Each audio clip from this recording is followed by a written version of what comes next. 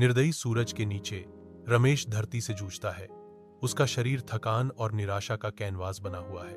हर हरकत उसके चेहरे पर दुख की गहरी लकीरें उकेरती है। उसकी आवाज पीड़ा से कांप उठती है जब वह स्वर्ग की ओर चिल्लाता है, हे भगवान, आपने मुझे क्यों त्याग दिया? मैं ऐसी गरीबी और दुर्भाग्य से क्यों शापित हूं? अपनी तन्हाई में रमेश गहरी निराशा की मूर्ति है। अथक धूप में रमेश धूल भरी गांव की सड़क पर चलता है। उसके कंधे चुपचाप बोझों का भार सह रहे हैं। एक साधु बाबा प्रकट होते हैं, रमेश के चेहरे पर अंकित गहरे दुख को भांपते हुए। साधु बाबा आते हैं, परेशान आत्मा को सांत्वना और मार्गदर्शन देने के लिए तैयार हैं। रमेश का दुख देखकर साधु बाबा उससे बातचीत शुरू करते हैं। गांव की शांत सड़क पर एक संवाद शुरू होता है जो रमेश के थके हुए दिल को उम्मीद की एक झलक प्रदान करता है। अथक धूप में गांव से होकर एक धूल भरी सड़क खुलती है जहां वृद्ध साधु बाबा ज्ञान प्रदान करते हैं। रमेश चिंता से डूबे हुए ध्यान से सुनते हैं क्योंकि शिक के शब्द भारी हवा को चीरते हुए निकलते हैं। साधु बाबा इशारा करते हुए गहरे सत्य पर जोर देते हैं, यह आपका भाग्य नहीं है जो त्रुटिपूर्ण है, बल्कि आपकी सोच है। आशा के एक संकेत में साधु बाबा रमेश को एक पुस्तक प्रदान करते हैं जो उसकी परेशानियों के बीच सकारात्मक विचारों का प्रतीक है। अपनी छोटी सी झोपड़ी के शांत वातावरण में रमेश एक प्राचीन पुस्तक के पन्नों में खोए हुए बैठे हैं। मंद रोशनी उनके चेहरे पर छाया डाल रही है। उसकी आंखों में अंतर्दृष्टि की एक चिंगारी चमकती है क्योंकि उसके मन में एक गहरा सवाल उठने लगता है। उसका विचारमग्न भाव गहरा होता जाता है क्योंकि वह परिवर्तन की संभावना पर विचार करता है। क्या मेरे सोचने के तरीके को बदलने से वास्तव में मेरा जीवन बदल सकता है? सवाल का भार हवा में लटका हुआ है जो आत्मनिरीक्षण और संभावित बदलाव की यात्रा का वादा करता है। धूप में नहाया हुआ रमेश गांव के खेत में प्रवेश करता है। खेतों में एक नई सुबह हो रही है। वह नई आंखों से मेहनत करना शुरू करता है। खेत बदलाव और विकास का अवसर प्रदान करते हैं। बुजुर्गों का ज्ञान उसके हाथों का मार्गदर्शन करता है, पुरानी मुश्किलों को नए कौशल में बदलता है।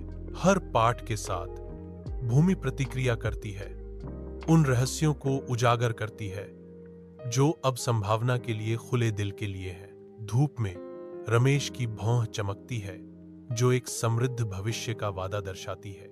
विशाल आकाश के नीचे रमेश का खेत फलता फूलता है जो उनकी दृढ़ता का जीवंत प्रमाण है।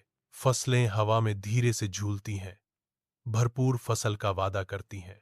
रमेश अपने खेत को देखकर संतुष्टि से भर जाता है और उसके चेहरे पर संतोष छलकता है। ऊंची डंठलों के बीच से एक मंद हवा फुसफुसाती है जो समृद्ध मिट्टी और विकास की खुशबू लेकर आती है। सूर्य का प्रकाश परिदृश्य को नहलाता है, खेतों पर सुनहरी रंगत बिखेरता है। खेत के हृदय में रमेश आशा और सफलता के प्रतीक के रूप में खड़े हैं।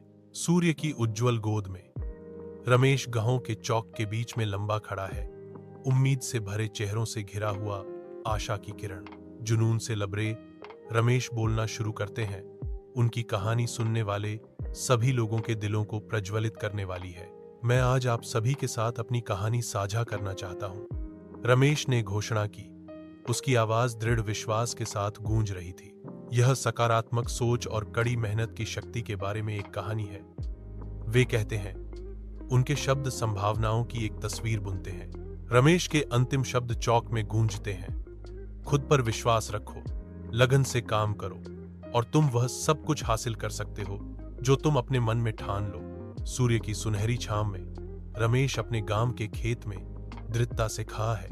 उसका झुलसा हुआ चेहरा एक लचीली भावना को दर्शाता है। सूरज की गर्मी समय और मेहनत से बनी गहरी रेखाओं को उजागर करती है, फिर भी उसकी आंखें अटूट आशा से चमकती हैं। खेत में एक मंद हवा बहती है जो मिट्टी और जीवन की गंध को ले जाती है। जैसे रमेश बोलने की तैयारी करता है, दृढ़ता से रमेश घोषणा करते हैं, अगर सोच बदलोगे तो जिंदगी भी जरूर बदलेगी। उसकी आवाज पूरे देश में गूंजती है जो आशा और परिवर्तन की परिवर्तनकारी शक्ति का प्रमाण है।